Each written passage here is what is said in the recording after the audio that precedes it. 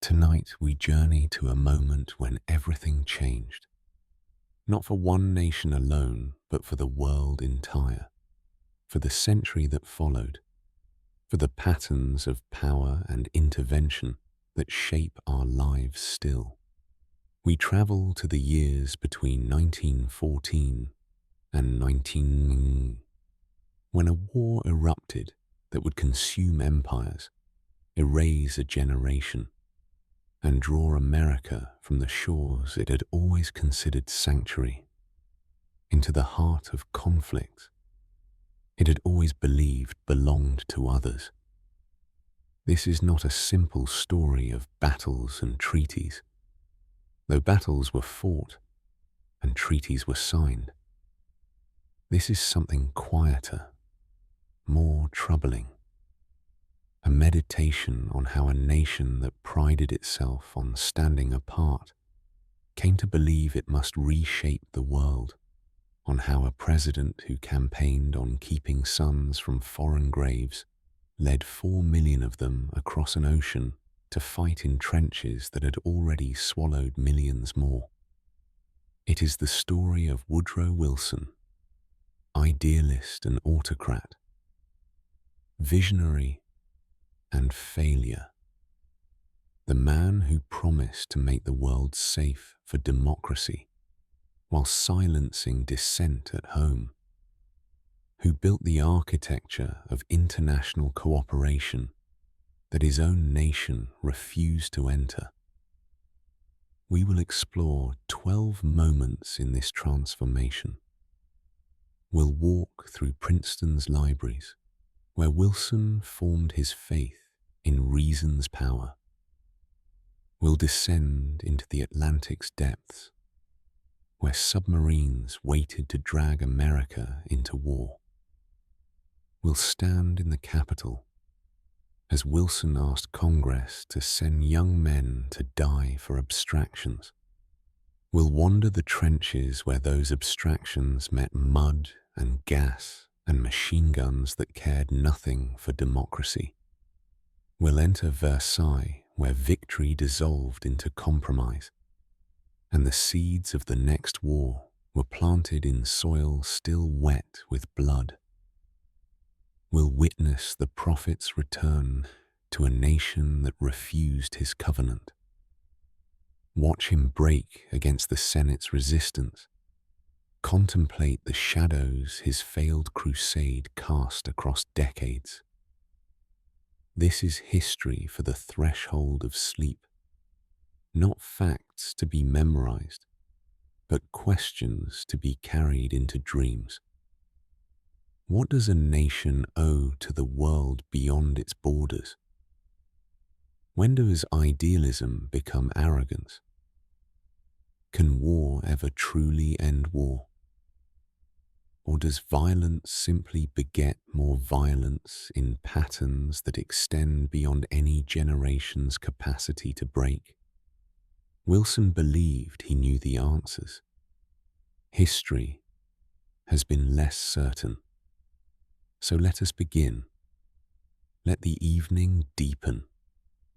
And somewhere between the professor's certainty and the treaty's failure, between the speeches that promised everything and the silence where soldiers lay in foreign graves, the story of America's entrance into world power waits.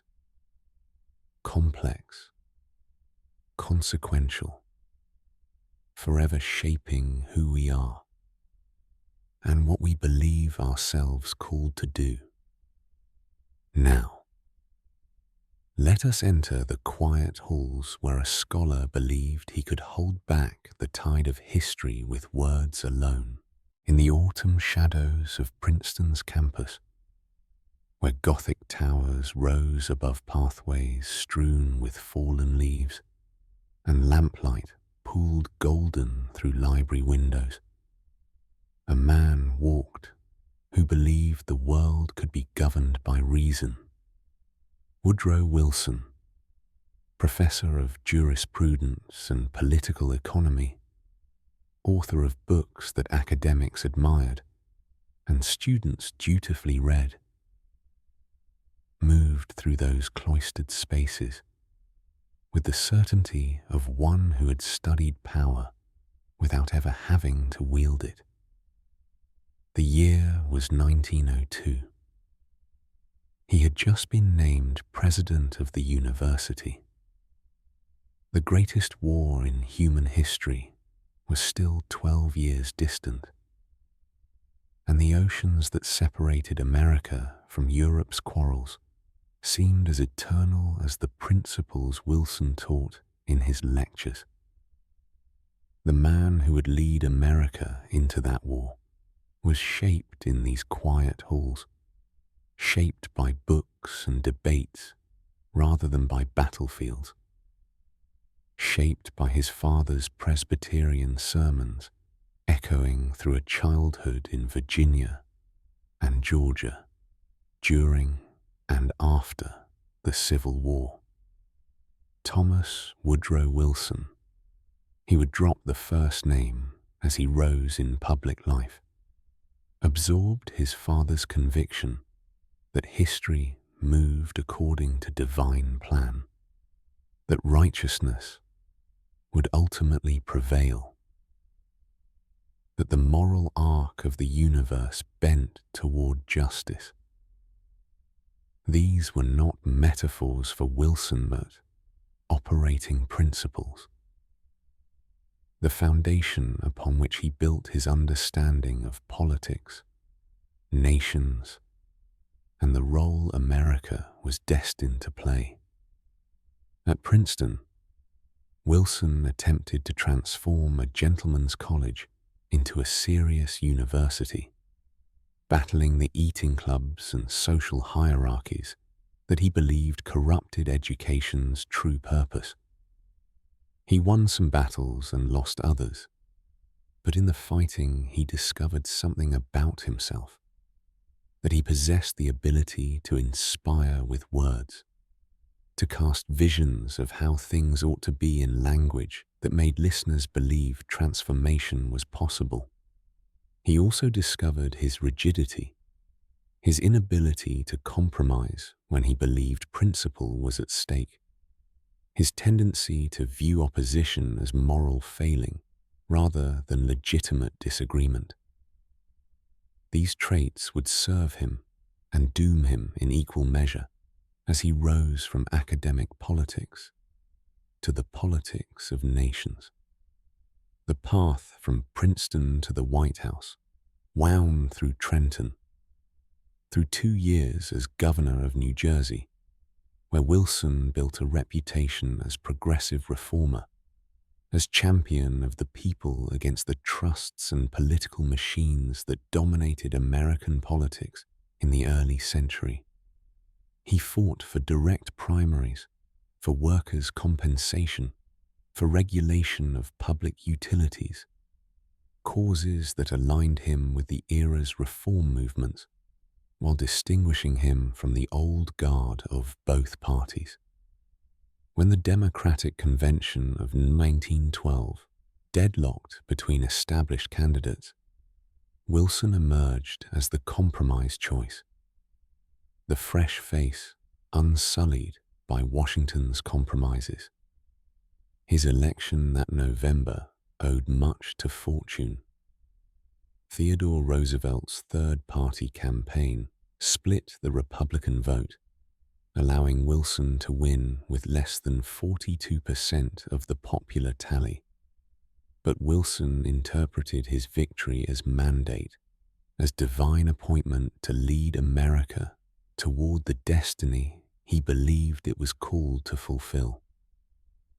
The new freedom, he called his program, tariff reform, banking reform, antitrust legislation.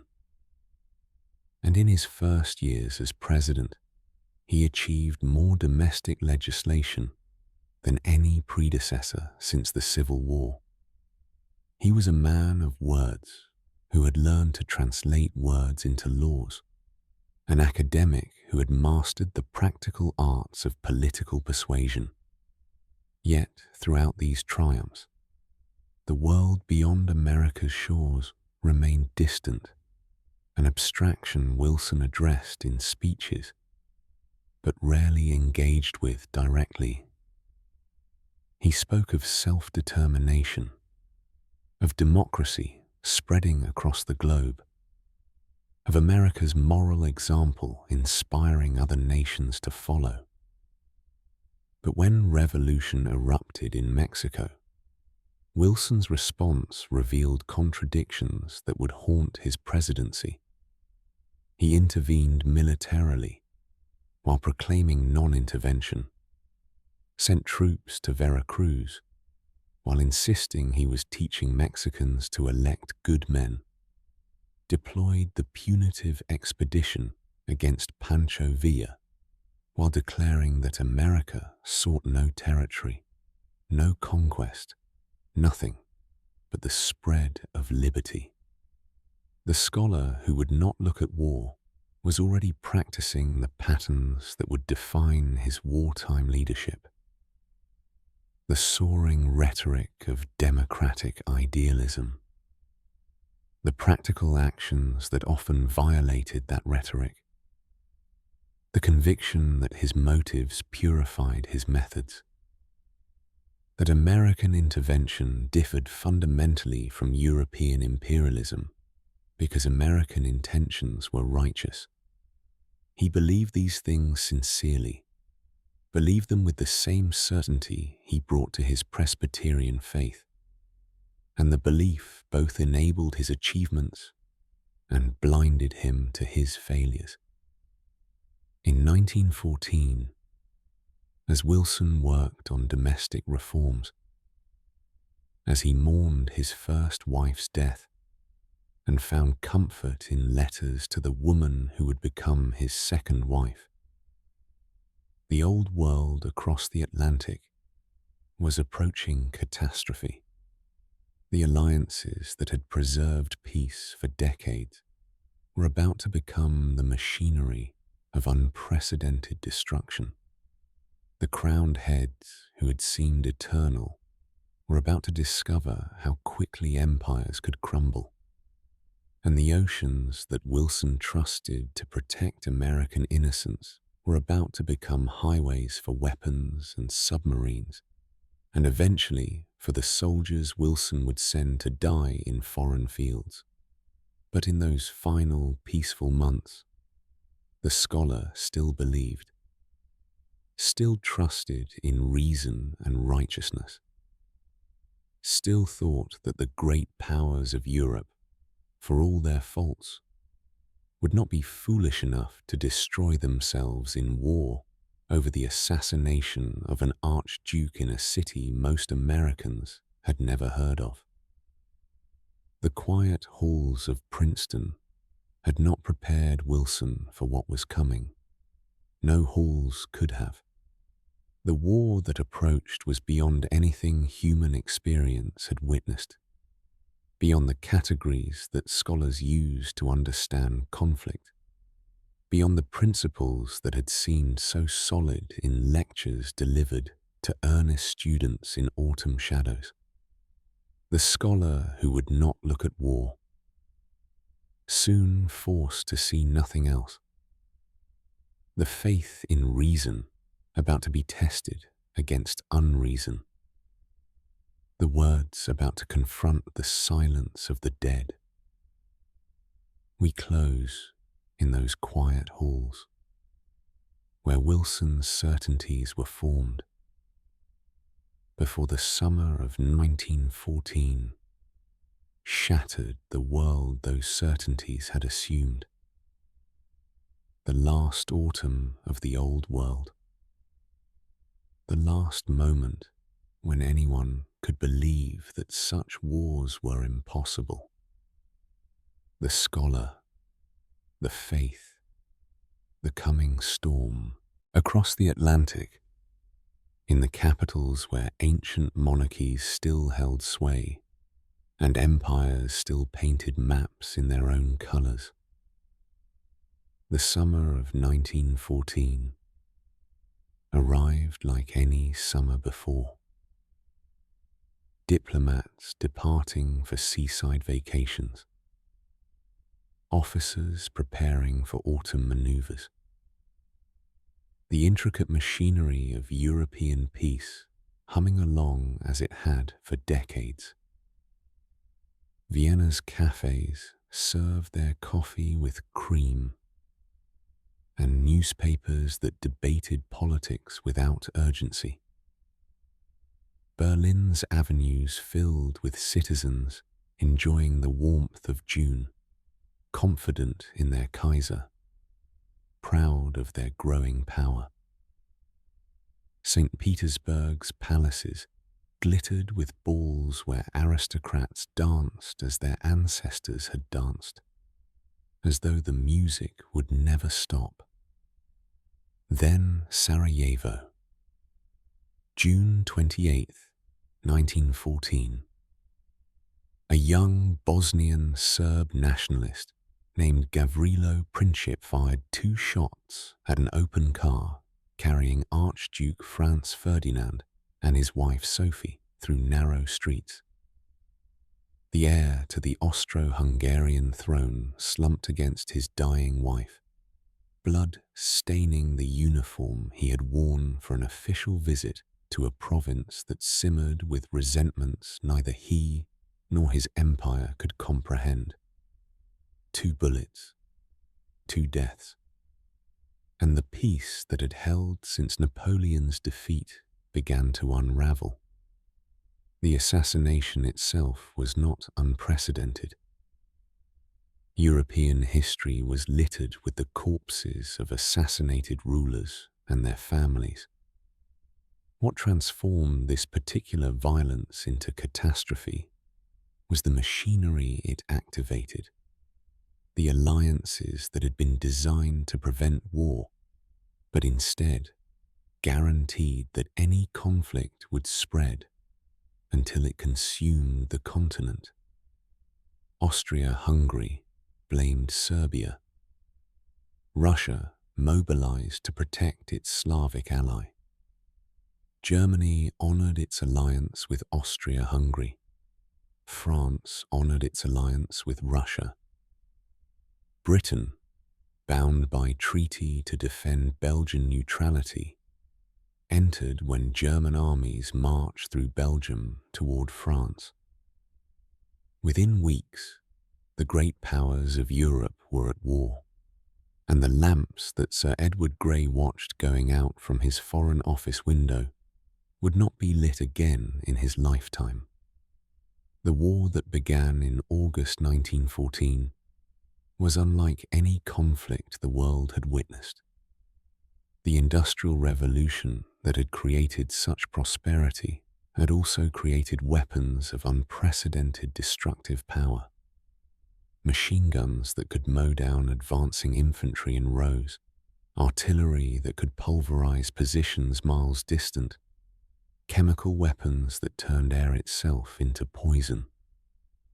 The generals on both sides had studied past wars, but could not comprehend how fundamentally technology had transformed combat.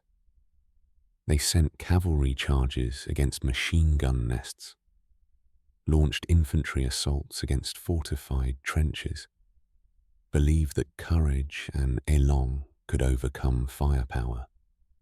The Western Front stabilized into 400 miles of trenches, stretching from Switzerland to the English Channel, a continuous wound in the earth that would consume millions of lives while moving scarcely at all. In America, the war seemed both terrible and distant. Newspapers carried stories of battles whose names, Marne, Ypres, Verdun, the Somme, became synonymous with slaughter. But the slaughter occurred an ocean away. Wilson proclaimed neutrality, called upon Americans to be impartial in thought as well as in action, believed that the new world could stand apart from the old world's self-destruction. The ocean still seemed wide enough. The quarrels still seemed to belong to others. Americans of German descent sympathized with their ancestral homeland. Americans of British descent sympathized with the Allies. Most Americans sympathized with no one in particular, wanted only to pursue their own lives without involvement in conflicts they did not understand and had not caused. But neutrality was more complicated than Wilson's proclamation suggested. American banks lent money to the Allies. British naval superiority made lending to Germany impractical. American factories sold munitions and supplies that Allied ships carried across the Atlantic, while German submarines could not protect corresponding German commerce. The trade created prosperity, but also created stakes. If the Allies lost, those loans would never be repaid. Those factories would lose their markets.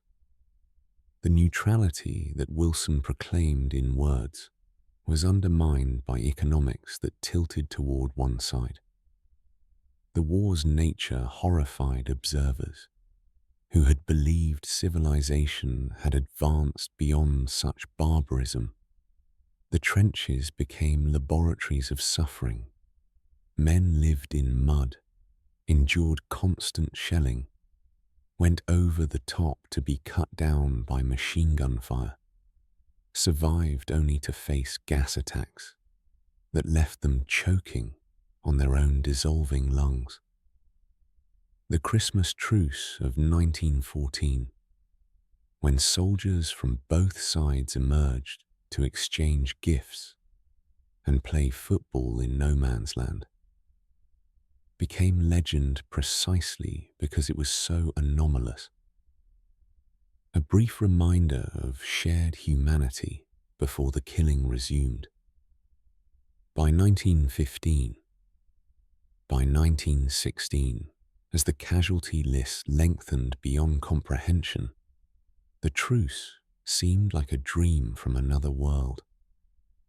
Wilson watched from across the ocean, issuing statements of concern, offering to mediate, believing that the belligerents would eventually exhaust themselves and accept American guidance toward reasonable peace. He was re-elected in 1916 with the slogan, "He kept us out of war," though the margin was razor thin, though the neutrality was eroding month by month, though events were already in motion that would make the slogan obsolete. Wilson believed in neutrality sincerely, but he also believed in American destiny, in the nation's calling to lead the world toward democracy and peace. The contradiction between standing apart and leading forward would soon demand resolution. The lamps continued going out. The trenches deepened. The dead accumulated in numbers that no memorial could contain.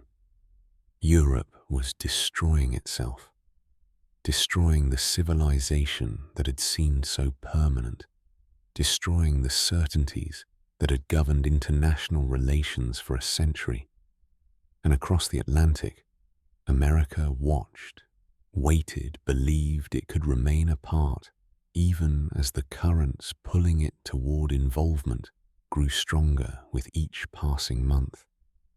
Each submarine sinking, each provocation that tested the limits of neutrality. We close as the year 1916 ends, as Wilson begins his second term, still hoping for peace, still believing that American words might matter more than European weapons. The lamps going out, the darkness spreading, the distance shrinking between American shores and European trenches, the neutrality that would not hold, the war that was coming, regardless of what anyone believed or hoped. The Atlantic, that ancient guardian, becoming passage rather than barrier. The summer of 1914, now distant memory. The winter of 1917 approaching, and with it, the end of American innocence, the beginning of American power, the transformation that would shape the century ahead. The Atlantic had always been America's first defense. 3,000 miles of salt and storm separating the New World from the Old World's ancient feuds. The founding fathers had trusted in that distance, had warned against entangling alliances precisely because the ocean seemed protection enough. For over a century, the Atlantic had served that purpose, had allowed America to develop without significant involvement in European quarrels, had made isolation possible and peace probable. But in the age of submarines and modern shipping, the ocean transformed from sanctuary into battlefield, its depths becoming hunting grounds where the war that Wilson hoped to avoid reached out to drag his nation toward the very conflict he had promised to prevent. The submarine, Unterseeboot in German, U-boat in the shorthand that would become infamous, was a new weapon that existing international law could not accommodate. The old rules of naval warfare required attacking ships to surface, to warn their targets, to provide for the safety of crew and passengers before sinking merchantmen. But submarines were fragile vessels that could not survive surface combat, that derived their effectiveness entirely from stealth and surprise. To follow the old rules was to surrender their primary advantage. To ignore the old rules was to sink ships without warning. To kill civilians and neutrals alongside military personnel. To wage war in ways that seemed barbaric to those who still believed warfare could be conducted according to gentlemen's codes. Germany faced a dilemma that its leaders resolved in favor of effectiveness over morality.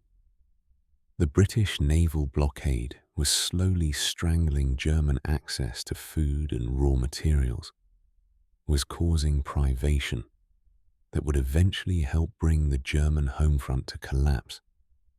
The submarines offered Germany's only means of counter-blockade, of threatening the shipping that sustained Britain's war effort. In February 1915, Germany declared the waters around the British Isles a war zone, warned that any ship, including neutral vessels, entering those waters might be sunk without warning.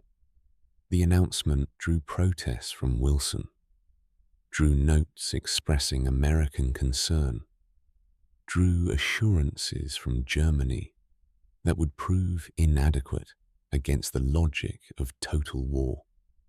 On May 7, 1915, the RMS Lusitania steamed through calm waters off the coast of Ireland, approaching the end of her voyage from New York to Liverpool. She was one of the largest and fastest passenger liners afloat, a symbol of the transatlantic commerce that connected America to Britain, that represented everything peaceful and profitable about ocean travel in the age of steam. Aboard were nearly 2,000 passengers and crew, including 128 Americans who had ignored German warnings that the ship might be targeted, who had trusted in the liner's speed and in the protections international law was supposed to provide. Kapitän Leutnant Walter Schwieger, commanding U-20, spotted the Lusitania through his periscope and fired a single torpedo. The explosion was followed almost immediately by a second, larger explosion. Whether from the ship's boilers, from ammunition secretly carried in her holds, or from coal dust ignited by the first blast, historians still debate. The great liner sank in 18 minutes, far too quickly for most passengers to reach the lifeboats. Nearly 1,200 people died, including those 128 Americans whose deaths would inflame American opinion and move the nation one step closer to the war Wilson still hoped to avoid. The sinking of the Lusitania was not, as German propagandists claimed, justified by the munitions the ship allegedly carried. Even if the liner had been transporting war materials, which subsequent investigation has largely confirmed, the deliberate targeting of a passenger vessel violated every norm of civilized warfare that the belligerents had invoked to justify their conflict. The death of civilians, including women and children, shocked American conscience in ways that the deaths of soldiers in trenches had not. The war across the Atlantic suddenly seemed less distant, more personal, more threatening to American interests and American lives. Wilson's response revealed his characteristic faith in words over actions.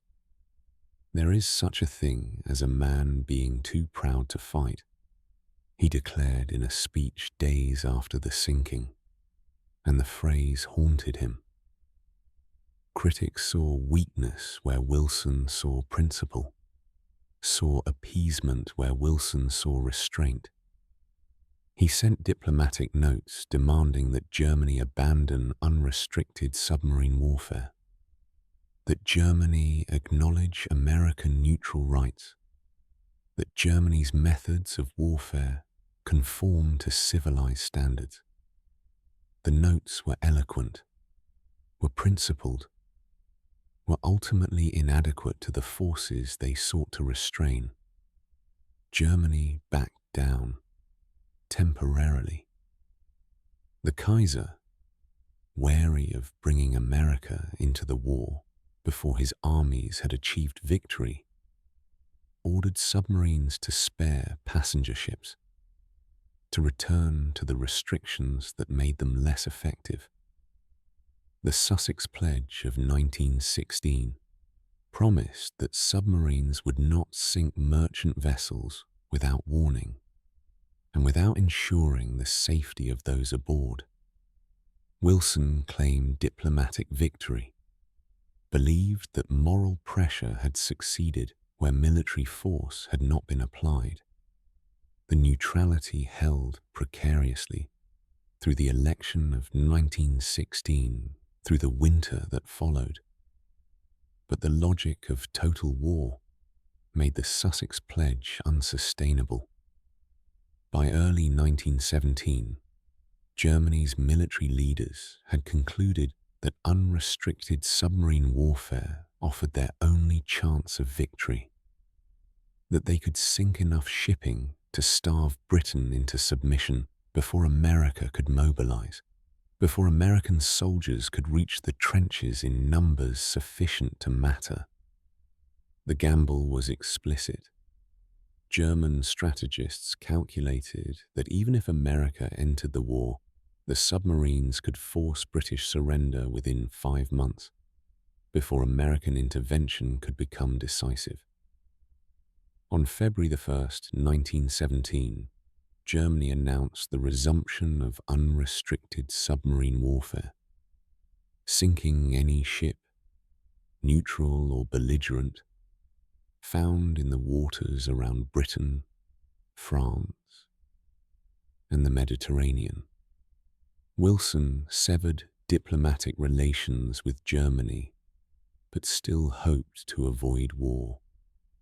He asked Congress for authority to arm merchant ships, believing that defensive measures might be sufficient, that America could protect its commerce without sending soldiers to European trenches. But events had acquired momentum beyond any president's control. American ships were sunk. American lives were lost. The provocations accumulated, each one eroding the foundation of neutrality that Wilson had tried to maintain. The ocean that had protected America for over a century could no longer hold back the war. The submarines had transformed the Atlantic from barrier into battlefield, had made every merchant ship a potential target, had demonstrated that neutrality was impossible when belligerents fought without limits. Wilson, who had believed in peace through moral example, who had trusted that America could stand apart from European madness, found himself confronting the failure of his faith. The words that had seemed sufficient were not sufficient. The notes that had seemed powerful were not powerful. The neutrality that had seemed possible was not possible. We close as Wilson prepares to face Congress, prepares to ask for what he had hoped never to request. The ocean could not remain neutral. The submarines had made that clear. The distance that had protected America had been erased by technology, by total war, by the determination of belligerents to win at any cost. The old world was drowning the new. The Atlantic, that ancient guardian, now carried only threats. And the president who had promised to keep America from war, prepared to lead it into the bloodiest conflict humanity had ever known. In the coded chambers where secrets traveled through undersea cables and hidden meanings lurked behind seemingly random numbers, a message was composed that would alter history's course. January 1917, Arthur Zimmermann, Germany's foreign secretary, instructed his ambassador in Mexico City to approach the Mexican government with an extraordinary proposal. If America entered the war against Germany, Mexico should enter the war against America. In exchange, Germany would provide financial support and upon victory would help Mexico recover the territories lost to the United States in the 1840s. Texas, New Mexico, Arizona. The telegram was sent through diplomatic channels, encrypted in codes that German officials believed secure, carrying an offer that seemed fantastical but was deadly serious. British intelligence had been intercepting German communications since the war's beginning, had cracked the codes that protected German diplomatic traffic, had been reading Berlin's secrets for months.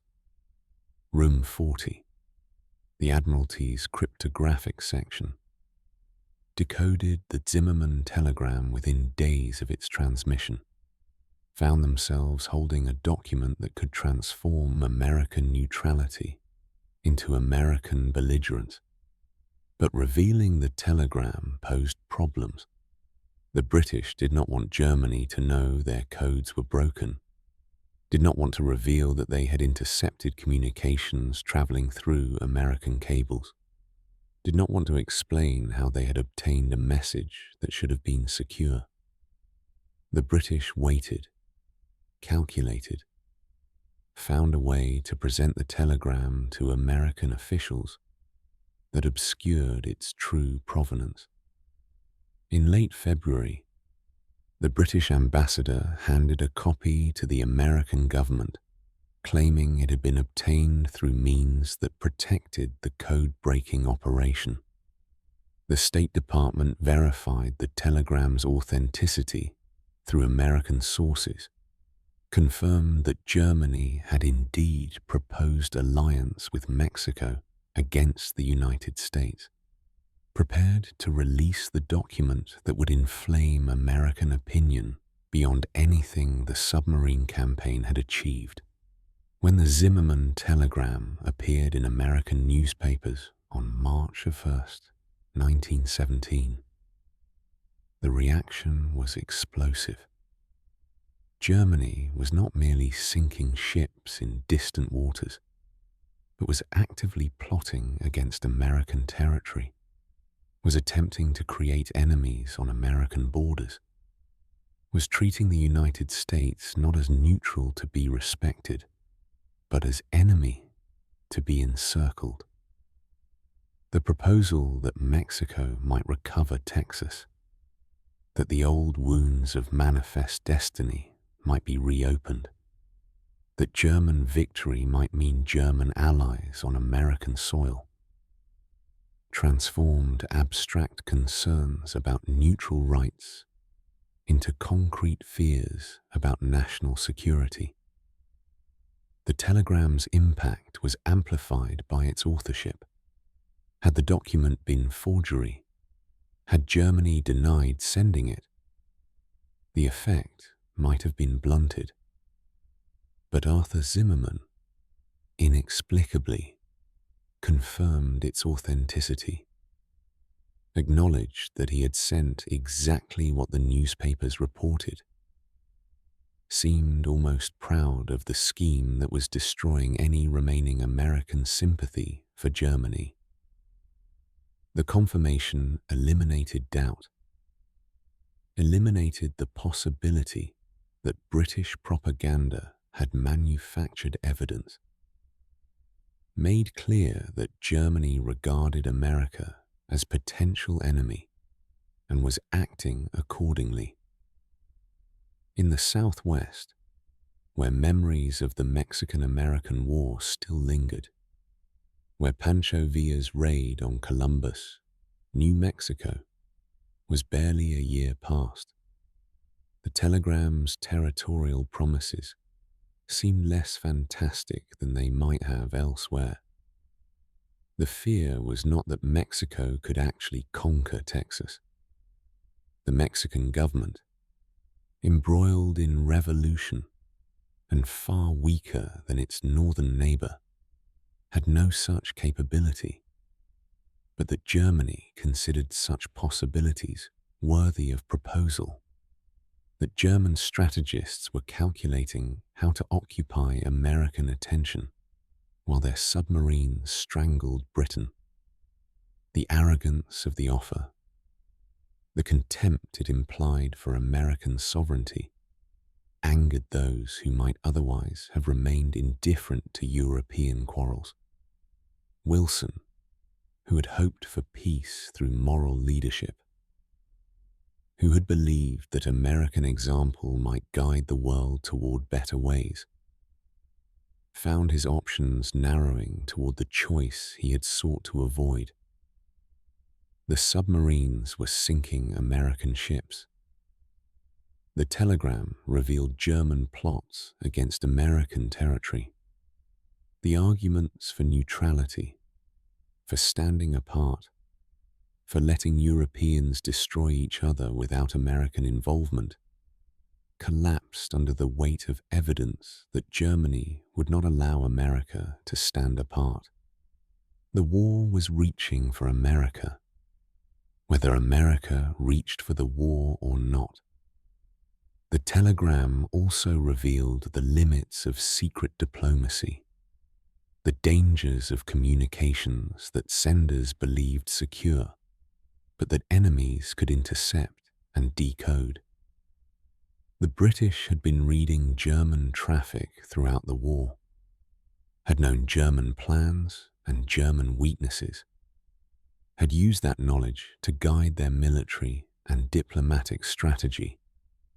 The Zimmermann telegram was merely the most dramatic example of how intelligence could shape events, how secrets written in shadow could emerge into light with consequences their authors never intended.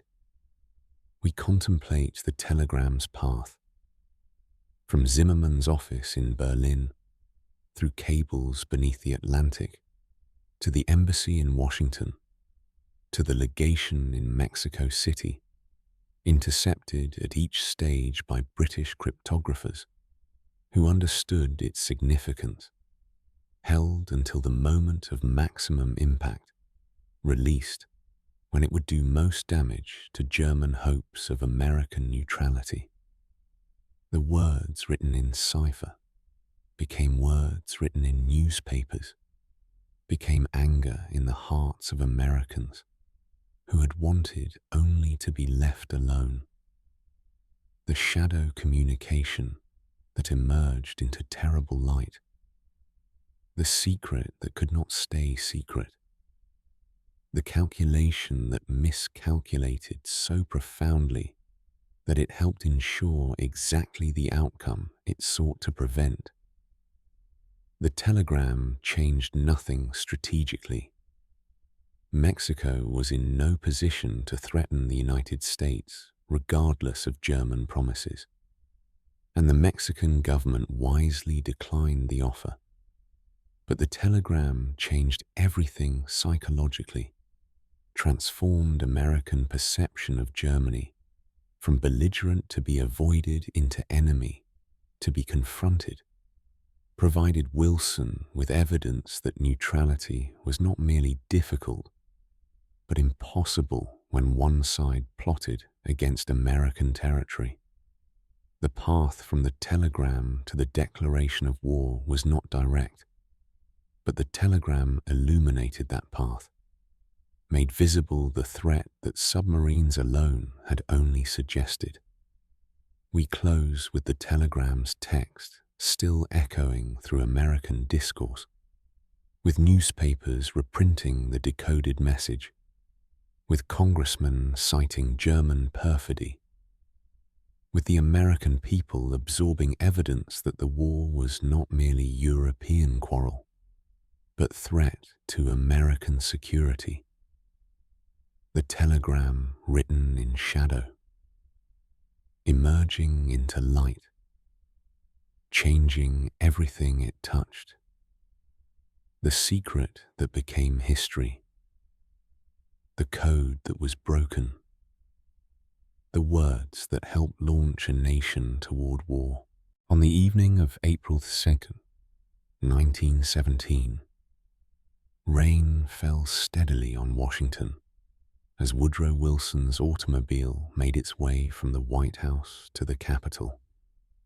The streets were lined with spectators, despite the weather. Crowds gathered to witness something they sensed was momentous, something that would mark their lives and their children's lives in ways they could not fully comprehend. Wilson rode in silence, carrying the speech he had labored over for days, the words that would ask Congress to declare war against Germany, that would commit the nation he led to a conflict he had promised to avoid. The joint session of Congress gathered in the House chamber, senators and representatives filling every seat, the galleries packed with diplomats and journalists and citizens who had obtained precious tickets to witness history.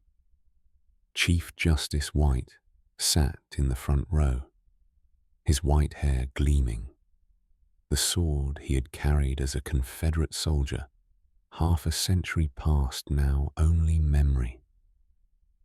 The chamber hummed with tension, with anticipation, with the weight of what everyone knew was coming, but no one had yet heard in the president's own voice. Wilson entered to applause that seemed less celebration than acknowledgement of burden shared.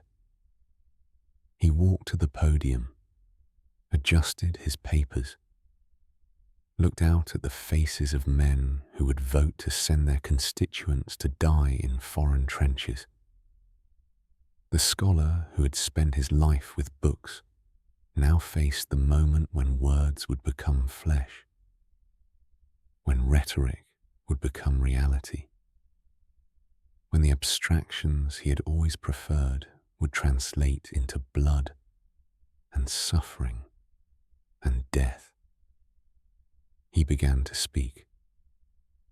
The present German submarine warfare against commerce is a warfare against mankind, Wilson declared, his voice carrying clearly through the silent chamber.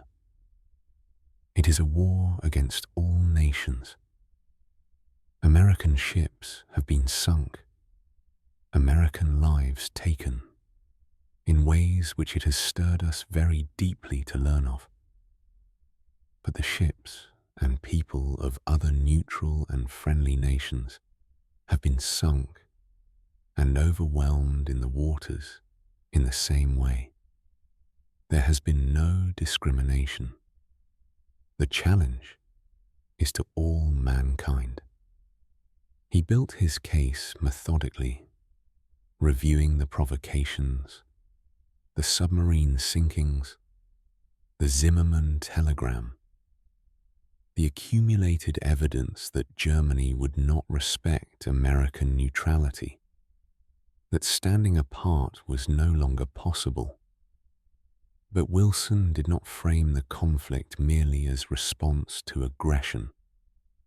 He reached for larger purpose, for meaning that might justify the sacrifice he was about to demand. The world must be made safe for democracy, he proclaimed, and the phrase would echo through decades, would become shorthand for American idealism and American arrogance alike. Its peace must be planted upon the tested foundations of political liberty. We have no selfish ends to serve. We desire no conquest, no dominion.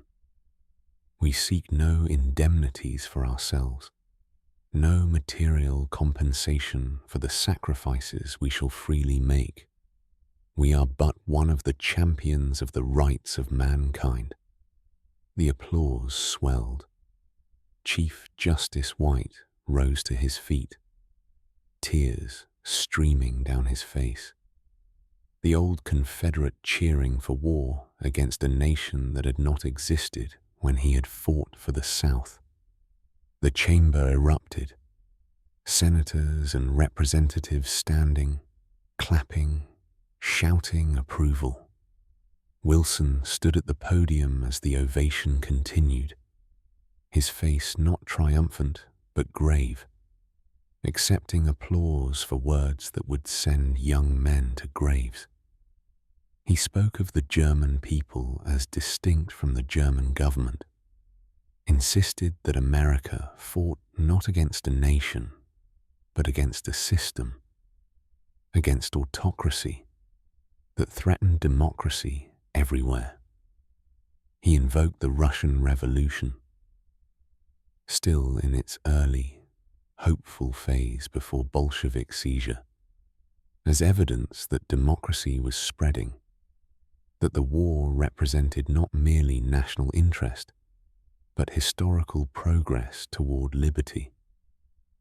He asked not merely for military action, but for complete mobilization, for the transformation of American society into instrument of war, for powers unprecedented in peacetime that would enable the nation to project force across an ocean.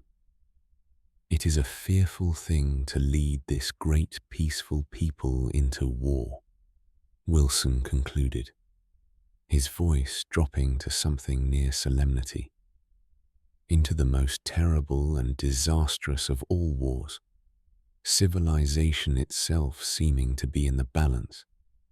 But the right is more precious than peace, and we shall fight for the things which we have always carried nearest our hearts.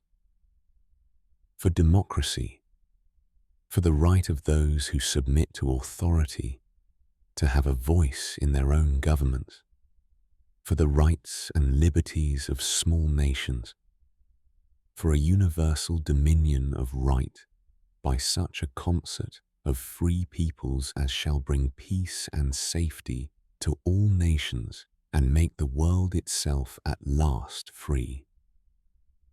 The applause that followed was thunderous, prolonged, seemingly endless. Wilson gathered his papers and left the chamber, walking back through the rain to the White House. According to his secretary, Joseph Tumulty, who accompanied him that night, Wilson said little until they reached his office. Then, reportedly, he put his head on the cabinet table and wept. "My message today was a message of death for our young men," he said, according to Tumulty's later account. How strange it seems to applaud that. The Senate voted for war on April 4th. The House followed on April 6th, Good Friday, with a vote of 373 to 50. 6 senators and 50 representatives voted against, including Jeanette Rankin of Montana, the first woman elected to Congress, who wept as she cast her vote for peace, who would still be serving when Pearl Harbor was attacked, and who would cast the only vote against that declaration as well. The dissents were recorded, remembered, but overwhelmed by the majority that followed Wilson into war.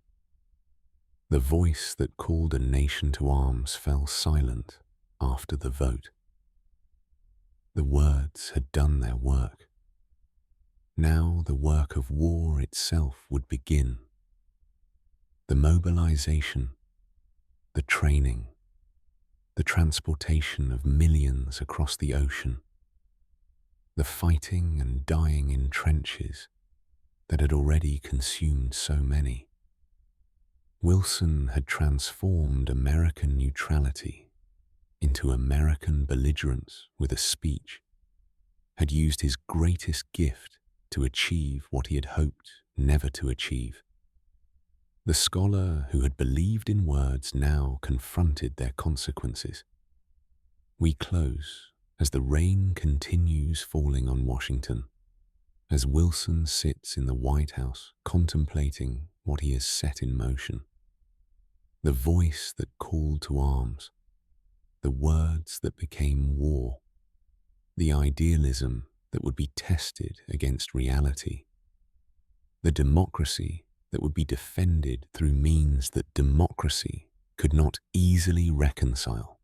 The president who had promised peace now leading nation toward the bloodiest conflict in human history, the applause fading, the silence growing, the war beginning across the breadth of America, in cities where smokestacks already cast long shadows, and the rhythm of machinery already measured days.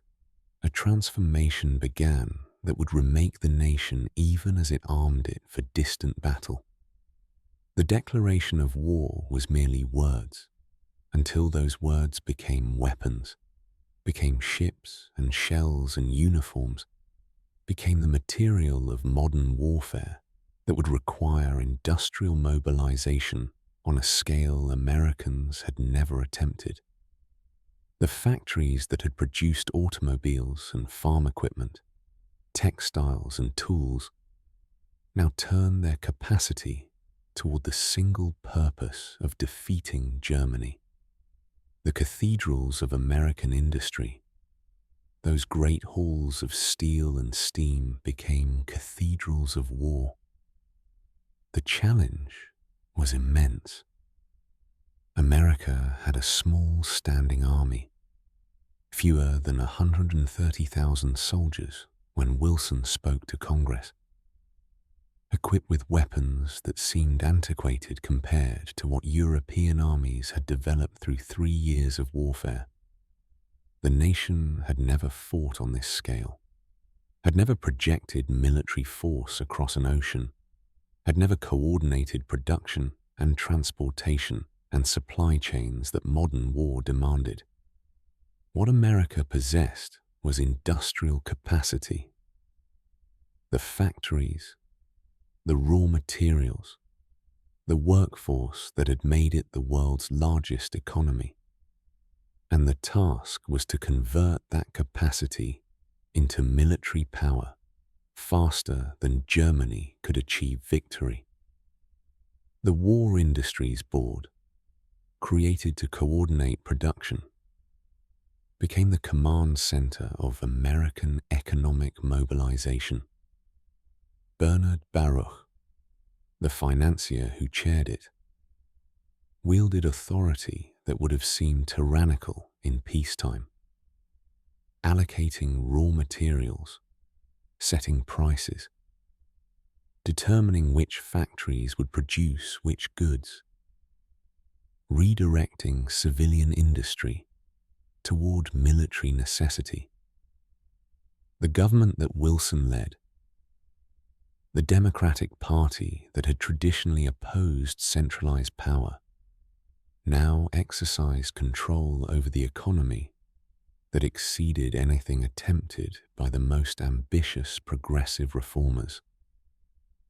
War made possible what politics could not. The shipyards worked around the clock, building the vessels that would carry soldiers and supplies across submarine-infested waters.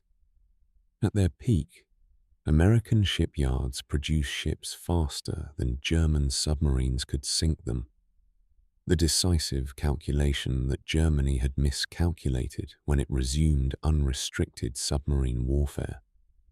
The Emergency Fleet Corporation constructed entire new shipyards, trained new workers, employed new techniques of prefabrication that reduced construction time from months to weeks. The ships that emerged, ugly, functional, built for war rather than comfort, would carry 2 million American soldiers to France. The munitions factories expanded until they employed hundreds of thousands, producing shells and bullets and explosives in quantities that seemed impossible when the war began. Women entered these factories in numbers unprecedented in American history, taking positions that men had left for military service, proving their capability in work that had been reserved for men, transforming not just industry, but social expectations that would never fully return to pre-war patterns. The war that would kill millions also created opportunities, opened doors that had been closed, challenged hierarchies that had seemed permanent. The railroads, those arteries of American commerce, were nationalized for the duration. Their locomotives and freight cars, directed by federal authority toward military priorities. Coal moved to factories that produced war materials. Food moved to ports where it was loaded onto ships bound for Allied armies. Soldiers moved from training camps to embarkation points, their journeys coordinated by bureaucrats who had never managed anything larger than private businesses before the war transformed their responsibilities. The nation that had prized individual enterprise now subordinated that enterprise to collective necessity. But the mobilization had costs beyond accounting. The suppression of dissent accompanied the expansion of production. The Espionage Act of 1917 and the Sedition Act of 1918 criminalized speech that might interfere with the war effort.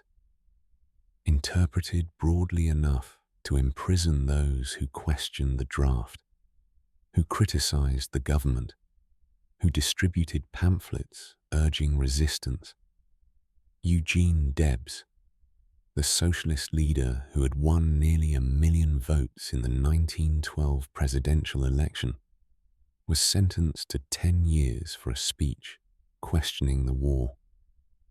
The industrial workers of the world, the radical union that had organized miners and loggers and migrant workers, was systematically suppressed, its leaders imprisoned, its offices raided. Wilson, the champion of democracy abroad, presided over democracy's erosion at home. The vigilante violence was worse. German Americans, whose ancestors had arrived generations before, found themselves suspected, harassed, sometimes killed by mobs inflamed with patriotic fervor. Towns renamed their streets, their foods, their institutions. Sauerkraut became Liberty cabbage. German measles became Liberty measles. Hamburgers became Liberty sandwiches. The German language was banned from schools, from churches, from public spaces. The targeting was not merely cultural, but physical. Robert Prager, a German immigrant in Illinois, was lynched by a mob in 1918. His killers acquitted by a jury that accepted their defense of patriotic intent. The war for democracy created space for terror. The draft brought military service to millions who had never contemplated soldiering.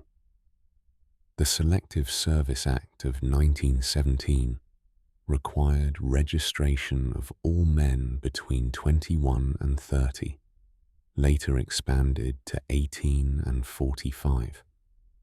The lottery that determined who would serve created equality of a sort.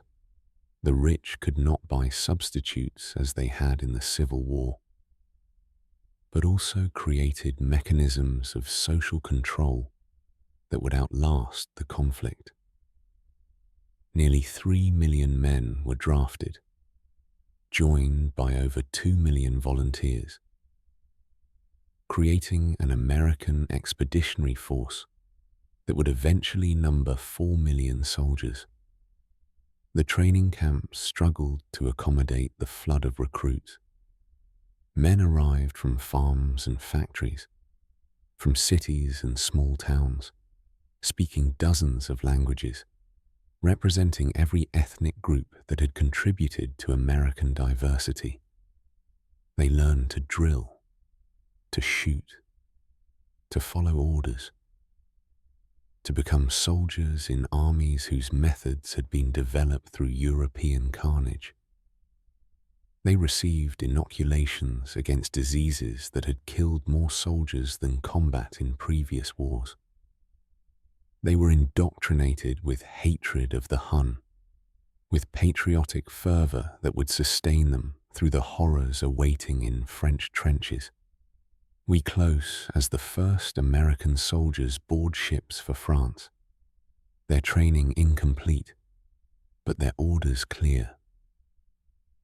The factories continue producing behind them. The shipyards continue building. The rails continue carrying material toward ports.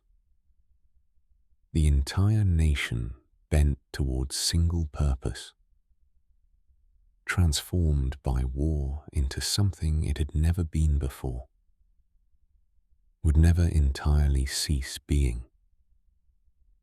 The cathedrals of industry becoming cathedrals of war.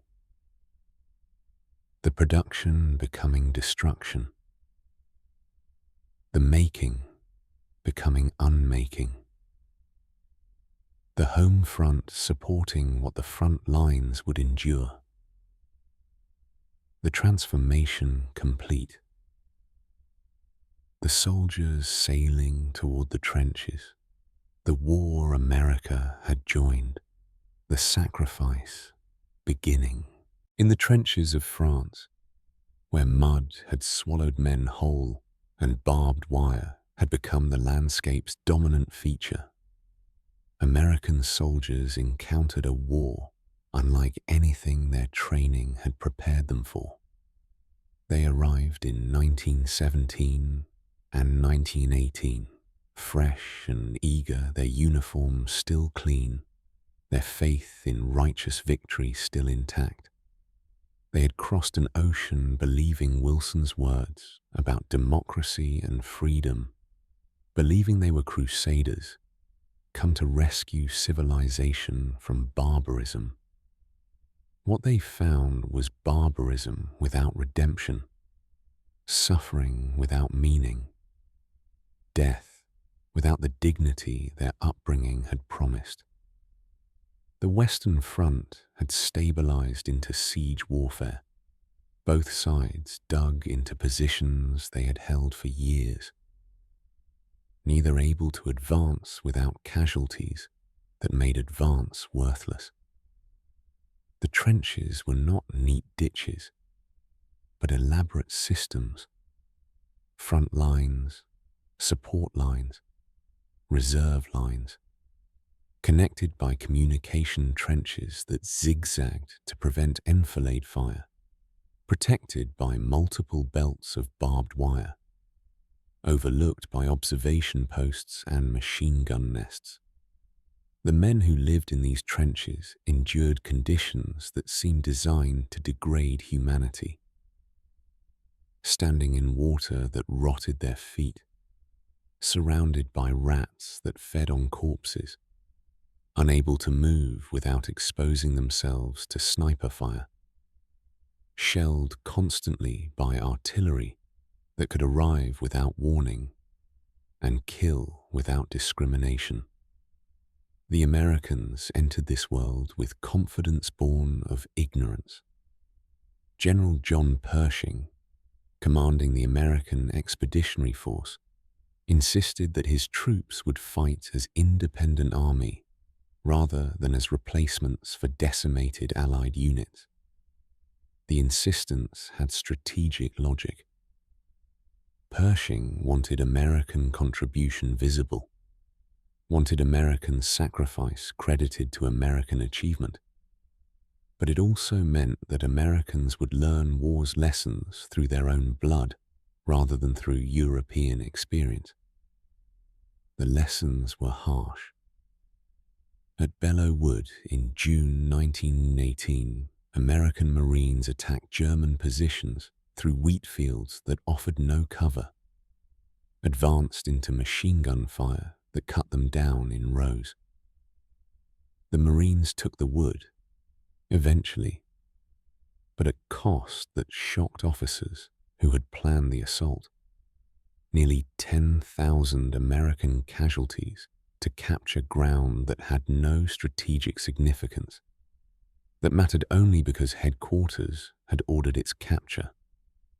The battle became Marine Corps legend, proof of American courage. But the courage was purchased with lives that careful tactics might have saved. The Meuse-Argonne offensive in autumn 1918 was larger, deadlier, the largest operation in American military history until that point. Over 1 million American soldiers attacked through terrain that favored defense, ravines and ridges, forests and fortifications, against German forces that knew they were fighting for survival. The offensive lasted 47 days, cost over 26,000 American lives and 95,000 wounded, advanced through ground that had to be taken yard by yard against enemies who sold every position dearly. The offensive helped break German resistance, helped end the war, but the cost staggered those who calculated it. The soldiers who survived encountered experiences that their vocabulary could not contain.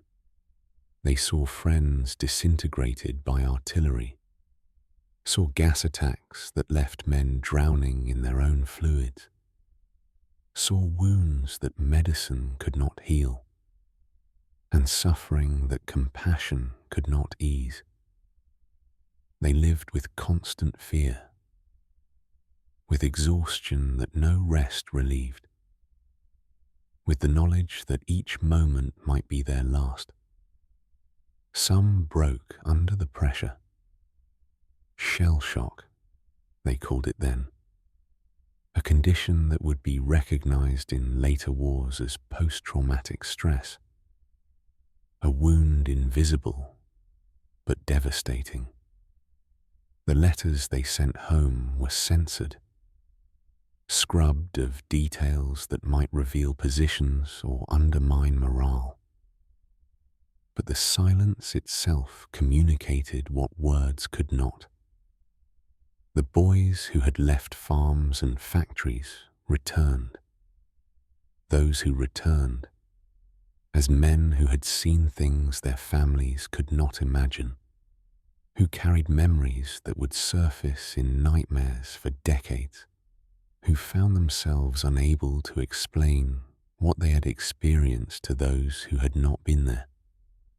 The war created a generation marked by what it had witnessed, unable to share that witnessing, isolated by experience even among those who loved them. The deaths were not only from combat. The influenza pandemic of 1918 killed more American soldiers than German bullets. The virus spreading through crowded training camps and troop ships, through trenches where men could not maintain sanitation, through bodies weakened by stress and exposure. The soldiers who survived German machine guns died coughing blood in hospital wards, died far from home, died of disease their doctors could not treat. The pandemic would eventually kill more people worldwide than the war itself. But for American soldiers, it was simply another way to die in a conflict that seemed designed to maximize death. Wilson's words about democracy and freedom echoed strangely in the trenches. The soldiers had been told they were fighting to make the world safe for democracy, but what they experienced bore no relation to the noble abstractions of presidential speeches. They fought because they were ordered to fight, died because the machinery of war consumed whatever fed it, survived through luck as much as skill. The idealism that had brought them across the ocean dissolved in mud that seemed to have no bottom, replaced by something harder, more bitter, less willing to believe that sacrifice served higher purpose. We close as the armistice approaches, as the guns prepare to fall silent, as the survivors contemplate what they have endured. The fields of France holding American bones, the boys who had been promised glory finding only survival or death. The war that was supposed to end all wars, leaving wounds that would never fully heal. The democracy they had been sent to save, now something they questioned. Something whose promises seemed hollow against the reality of what they had witnessed. The fields where boys became ghosts. The ghosts that would haunt America for generations. The silence approaching. The counting of the dead beginning On the 11th hour of the 11th day of the 11th month, 1918, the guns fell silent across the Western Front. After 4 years and 3 months of slaughter that had consumed empires and erased a generation, after battles whose names had become synonymous with futility and horror, after death tolls that defied comprehension and suffering that defied description, the armistice arrived, not as triumph but as exhaustion, not as resolution but as pause in violence that everyone hoped would not resume. The silence was physical, tangible, almost unbearable for men who had lived with constant bombardment for years. Soldiers emerged from trenches into a stillness that seemed impossible, stood upright for the first time in months without fear of sniper fire, stared across no man's land at enemies who now seemed only human, tired, relieved, bewildered by survival they had not expected. Some wept, some cheered, some simply stood in silence, unable to process the transition from combat to peace, unable to believe that the killing had actually stopped. The hours before the armistice were marked by fighting that would seem senseless, even by the standards of a senseless war. Commanders ordered attacks that morning, knowing the armistice was signed, knowing the war would end at 11, ordering men to die for ground that would change hands without them once the guns stopped. The last American killed, Private Henry Gunther, who charged a German position at 10:59, died 60 seconds before peace. His death recorded in official records that gave it no more meaning than any of the other deaths. His sacrifice serving nothing except the bureaucratic need to mark the war's final casualty. In Paris and London, in New York, yes, Washington, crowds gathered to celebrate what they believed was victory, what they hoped was the end of war itself. Wilson's phrase, "the war to end all wars," seemed fulfilled, seemed vindication of the sacrifice, seemed promise that such slaughter could never recur because humanity had learned its lesson. The celebrations were genuine, were joyous, were marked by relief that the dying had stopped, and hope that something better might emerge from the ruins. But in the trenches, among the soldiers who had done the dying, the mood was more complicated. The Germans had not surrendered unconditionally, had agreed to armistice while their armies still occupied foreign territory, while their homeland remained uninvaded, while they could tell themselves they had not truly been defeated. The ambiguity would matter in years to come, would feed the myth that Germany had been stabbed in the back by politicians rather than defeated in battle, would contribute to resentments that another war would eventually express. The silence of the 11th hour contained seeds of future thunder. The American soldiers who survived faced long journeys home, delayed by the logistics of demobilization, by the need to transport 2 million men back across the Atlantic on ships that could carry only thousands at a time. They waited in French villages, in camps that had served as staging areas for battle, and now served as holding pens for men impatient to return to lives they had left behind. Some married French women, some drank too much, some simply waited, unsure how to fill time that had been filled with survival, uncertain what peace would demand of them. Wilson received word of the armistice in Washington, already focused on the peace conference that would attempt to rebuild what war had destroyed. His 14 points, announced in January 1918, had promised a new international order, self-determination for peoples under imperial rule, freedom of the seas, reduction of armaments, open diplomacy without secret treaties, and most importantly, a League of Nations that would prevent future wars through collective security. The armistice was only beginning. The real work, Wilson believed, lay ahead in the negotiations that would shape the post-war world.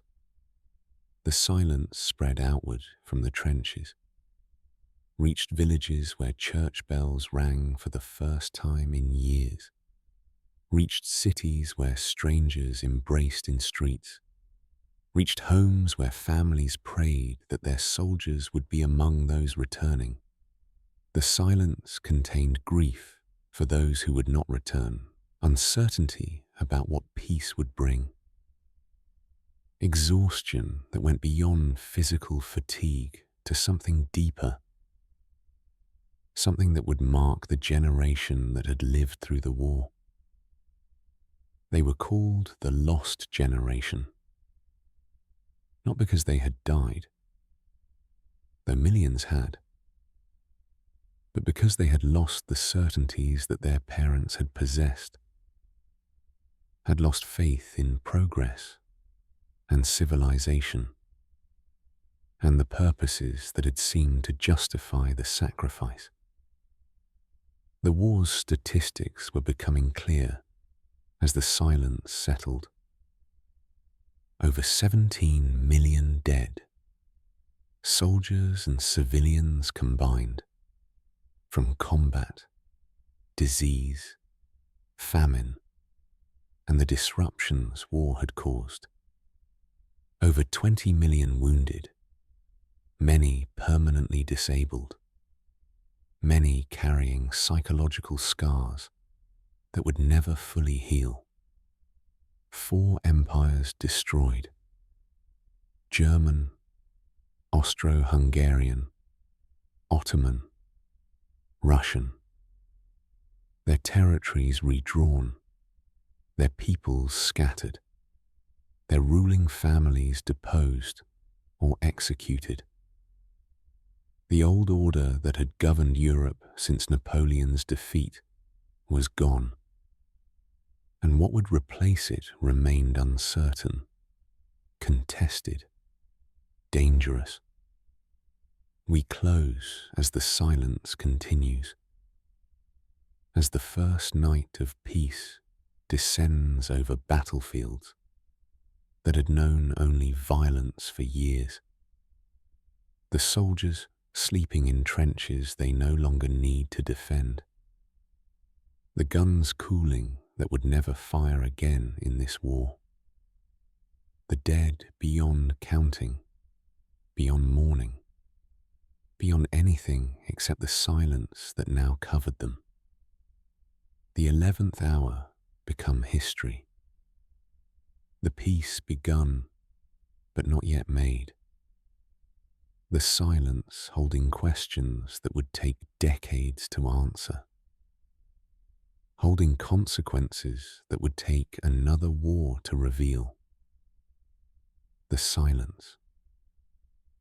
The stillness.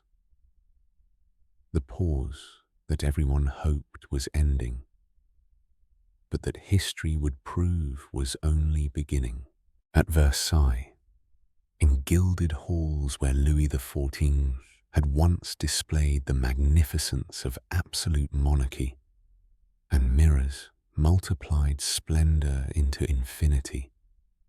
The victors gathered to remake the world.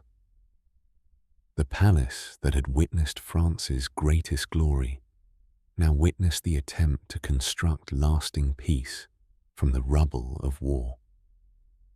Wilson arrived in Europe to crowds that hailed him as savior, that saw in his 14 points the promise of a future freed from the old diplomacy of secret treaties and imperial ambitions.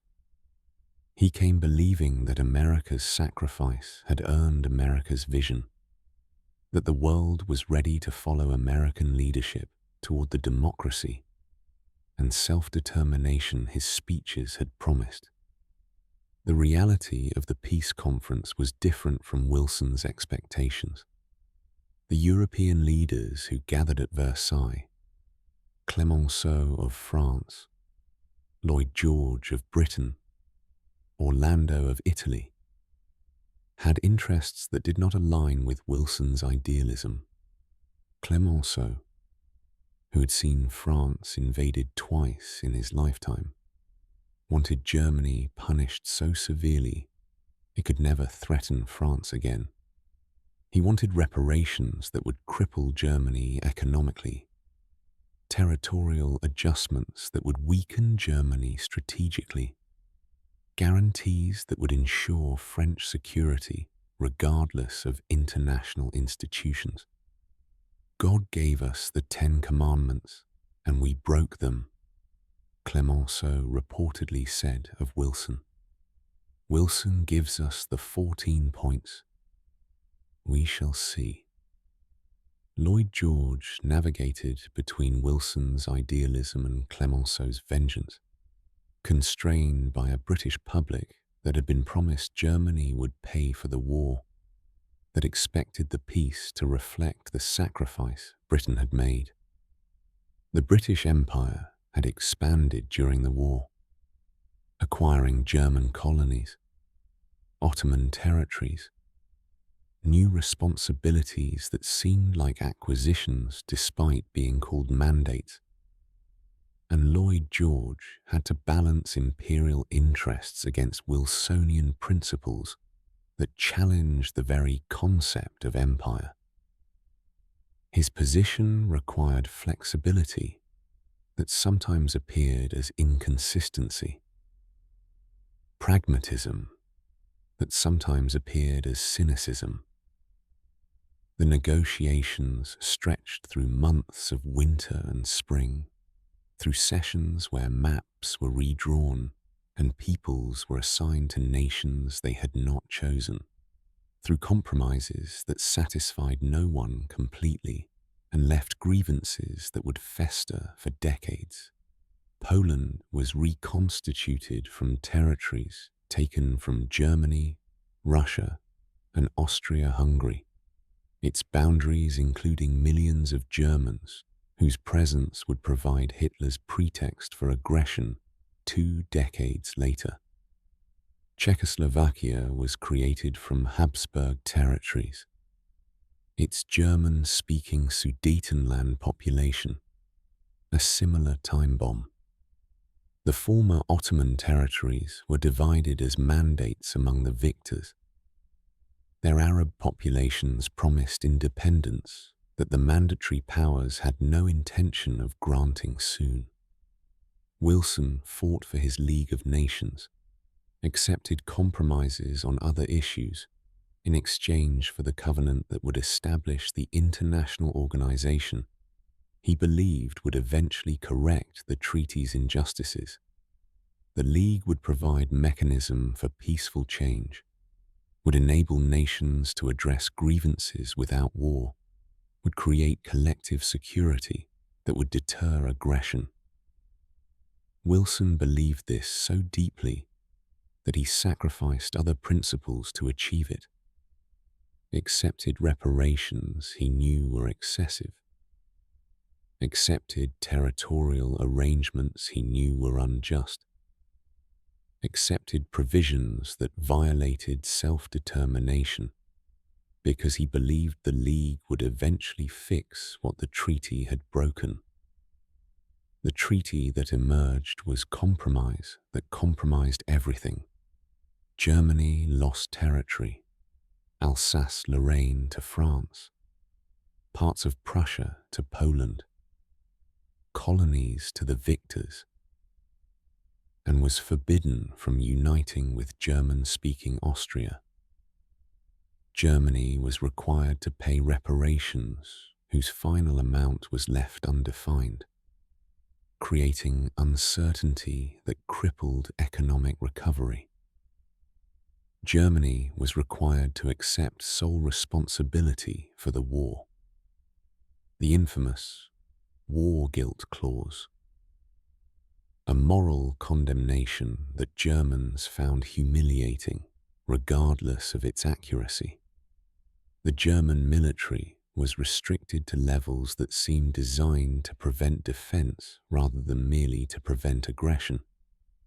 The German delegation had no role in the negotiations, was presented with the treaty as fait accompli, was given choice of signing or facing renewed hostilities. The humiliation was deliberate, was intended to demonstrate German defeat, but the humiliation planted resentments that would grow rather than diminish. Germans called it a diktat, a dictated peace, denied that they had truly lost the war, blamed politicians rather than soldiers for the armistice, began constructing the myths that would eventually empower those who promised to reverse Versailles by force. Wilson returned to America, carrying the treaty like tablets from Sinai, convinced he had achieved something historic despite the compromises, believing that American participation in the League would vindicate the sacrifices Americans had made. But the Senate awaited, controlled by Republicans who had won the 1918 elections, led by Henry Cabot Lodge, who despised Wilson with an intensity that seemed almost personal. The battle that would consume Wilson's remaining strength and ultimately destroy his vision was about to begin.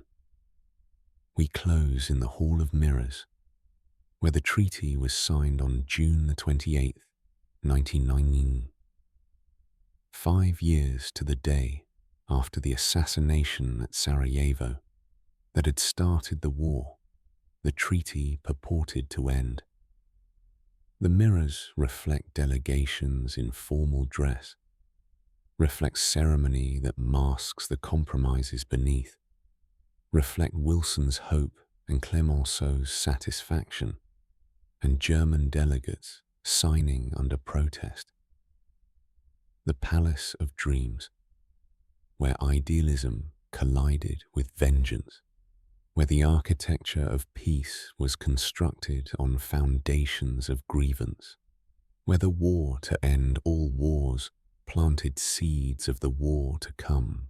Wilson returned to America, carrying the Treaty of Versailles, carrying the covenant of the League of Nations, carrying what he believed was the vindication of American sacrifice and the foundation of permanent peace. But in the Senate chambers, where ratification required 2/3 approval, opposition was gathering that would deny Wilson his greatest achievement. That would leave the League of Nations to form without its primary architect's nation. That would break the president who had believed so fervently in what he had created. Henry Cabot Lodge, the Massachusetts senator who chaired the Foreign Relations Committee, led the opposition. Lodge was himself a scholar, a historian who had written books that academics admired, a man whose intellectual credentials matched Wilson's own. The two men had once moved in the same circles, had once respected each other's scholarship, but political rivalry and personal antipathy had transformed respect into hatred. Lodge believed Wilson arrogant, believed Wilson's idealism dangerous, believed the League of Nations would entangle America in foreign quarrels and subordinate American sovereignty to international authority. Whether Lodge truly believed these things or simply opposed what Wilson supported, historians still debate. The opposition was real regardless of its motives. The Senate divided into three camps: Democrats who supported the treaty as Wilson had negotiated it, irreconcilables who opposed any League of Nations under any conditions, and reservationists who would accept the League with modifications protecting American sovereignty and congressional authority. Lodge crafted 14 reservations, the number a deliberate mockery of Wilson's 14 points, that would require congressional approval before America committed forces to collective action, that would exempt domestic matters from League jurisdiction, that would assert American prerogatives while accepting League membership. Wilson might have accepted the reservations, might have recognized that modified participation was better than no participation, that the League could function even with American reservations, that pragmatic compromise might achieve more than principled resistance. But Wilson could not compromise on what he considered fundamental, could not accept modifications that he believed would gut the League's effectiveness, could not surrender principles he had fought for across months of negotiation at Versailles. "Never," he reportedly said when asked if he would accept Lodge's reservations. "I'll never consent to adopt any policy with which that impossible name is so prominently identified." Wilson decided to take his case to the American people, to rally public support that would force the Senate to ratify the treaty without crippling reservations. In September 1919, he embarked on a speaking tour across the country, delivering address after address, explaining the League, defending the treaty, appealing to Americans' better nature to support international cooperation. The tour was exhausting for a man whose health had been declining, whose pallor had worried advisors, who seemed driven by something beyond normal political calculation. In Pueblo, Colorado, on September 25th, Wilson delivered a speech that moved his audience to tears, that expressed his vision with eloquence that recalled his greatest oratory. He spoke of the soldiers who had died in France, of the mothers who had sacrificed their sons, of the obligation to ensure that sacrifice had meaning. He wept as he spoke, his voice breaking with emotion that seemed genuine and overwhelming. That night, he collapsed with headaches so severe, his doctor ordered the tour cancelled. The train rushed back toward Washington, and Wilson appeared briefly on the platform at Wichita, looking ashen, waving weakly to crowds who did not know how ill he was. On October 2nd, 1919, Wilson suffered a massive stroke that left him partially paralyzed, that affected his vision and his judgment, that made him an invalid hidden from public view in the White House. His wife Edith became gatekeeper, determining who could see the president, what information reached him, what decisions were made in his name. The extent of Wilson's incapacity was concealed from the public, from Congress, from cabinet members who could not see the president they supposedly served. The deception may have seemed protective, but it meant that American government operated for months without effective executive leadership, without anyone truly in charge. The Senate voted on the treaty in November 1919, and the votes revealed the tragedy of Wilson's rigidity. With Lodge's reservations, the treaty failed. Democrats followed Wilson's instruction to vote against the modified treaty, joining irreconcilables to defeat it. Without reservations, the treaty failed again. Republicans who might have accepted the League with protections could not accept it without them. The treaty that Wilson had labored over, the League that he believed would redeem the war's sacrifice, died in the Senate chamber, killed by Wilson's enemies, and by Wilson's inability to compromise.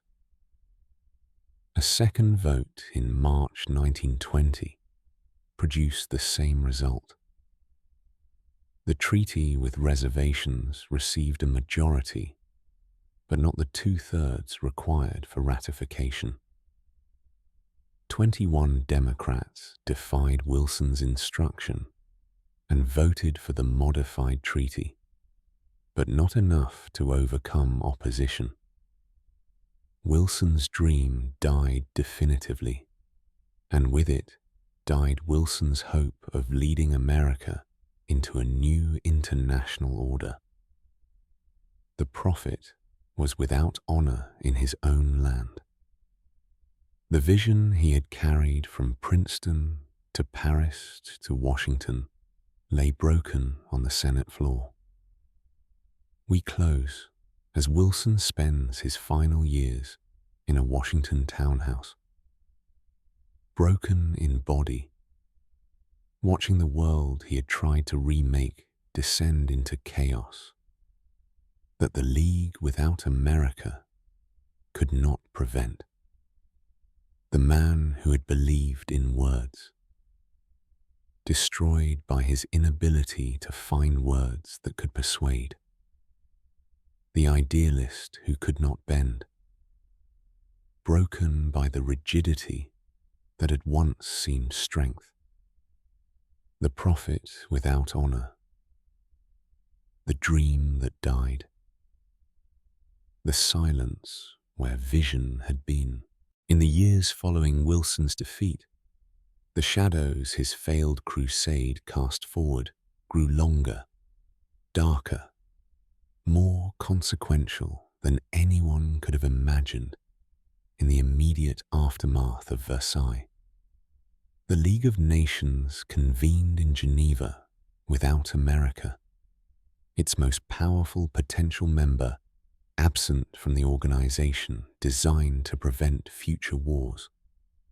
The German reparations strangled economic recovery, contributed to hyperinflation that destroyed the middle class's savings and faith in democratic institutions. The territories redrawn at Versailles became flashpoints for conflicts that would erupt within 2 decades. The peace that Wilson had promised became prelude to catastrophe that would dwarf the war just ended. America turned inward after rejecting the League. Warren Harding won the presidency in 1920, promising normalcy, a return to the patterns that had prevailed before Wilson's crusading internationalism, a rejection of the idealism that had led to European trenches and dead sons.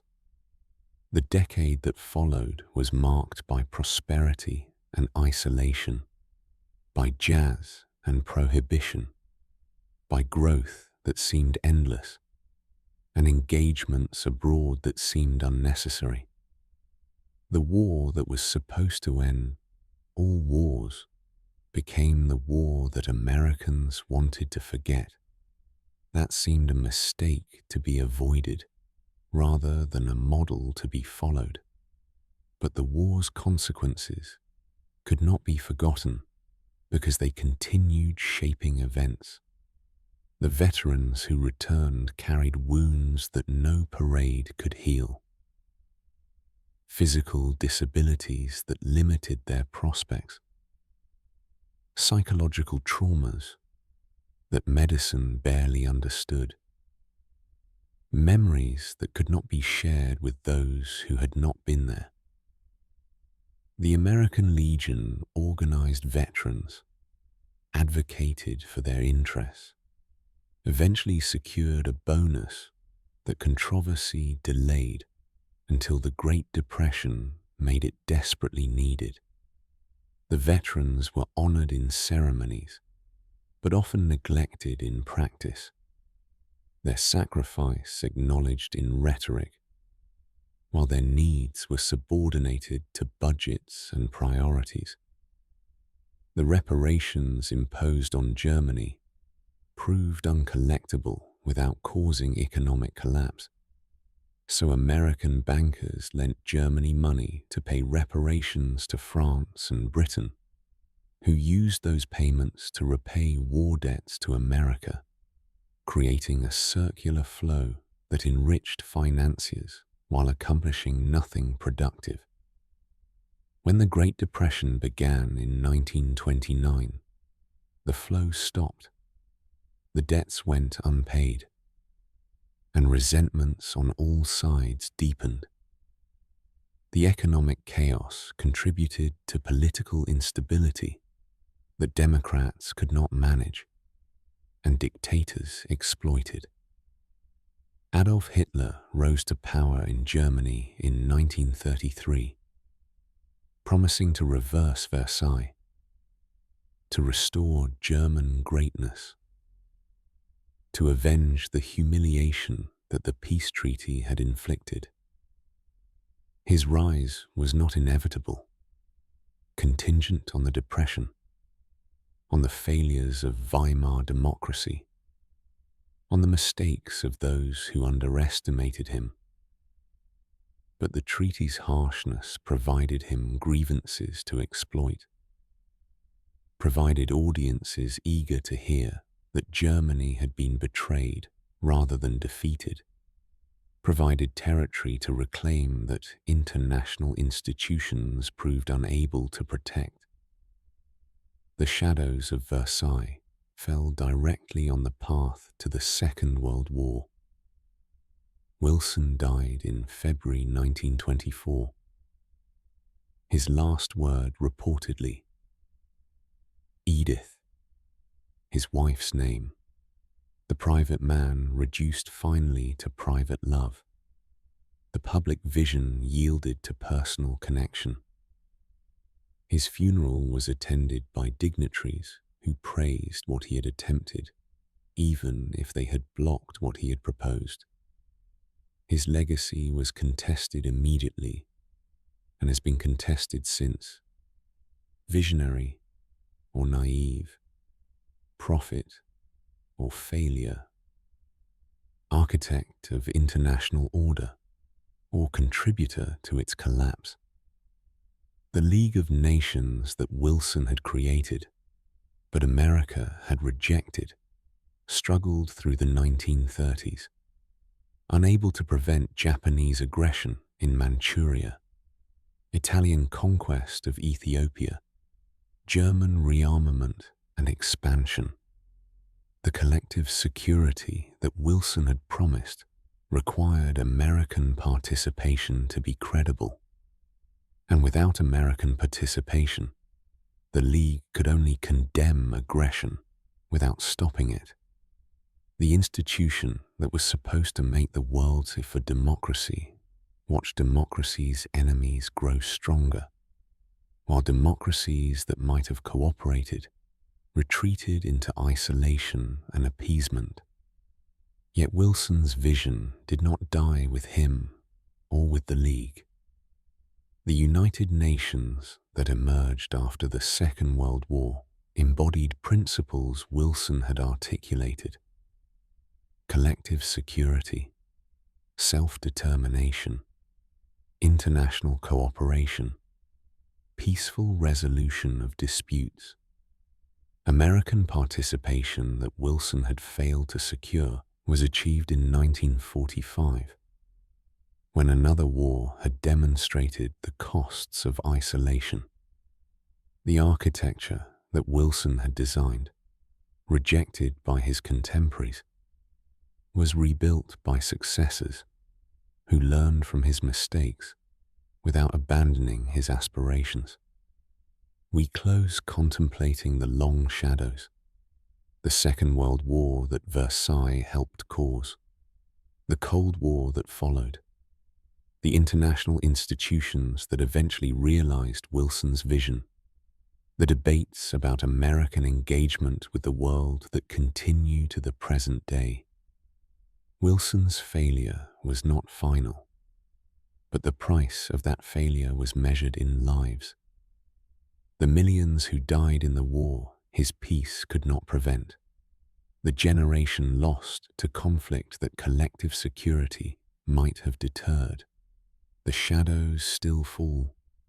The questions he raised still demand answers. The prophet who was denied honor in his own land, honored eventually by history that vindicated his vision even as it condemned his methods. In archives where Wilson's papers rest, in memorials where his words are carved in stone, in debates that continue about American engagement with the wider world, the questions his presidency raised still echo. Was he visionary or naive? Did his idealism illuminate a path forward, or blind him to realities that required accommodation? Could different choices have prevented the Second World War? Or was tragedy already written in forces beyond any president's control? Could America have remained aloof from European conflicts? Or was intervention inevitable once the nation had grown too powerful to stand apart? The pattern Wilson established, America as reluctant global power, oscillating between isolation and intervention, between idealism and pragmatism, has shaped American foreign policy for over a century. His successors have invoked his legacy while sometimes betraying his principles, have sent American forces to foreign wars with promises of making the world safer, have discovered again and again that idealism and power make uneasy companions, that the best intentions can produce the worst outcomes, that the world does not always cooperate with American visions of how it should be ordered.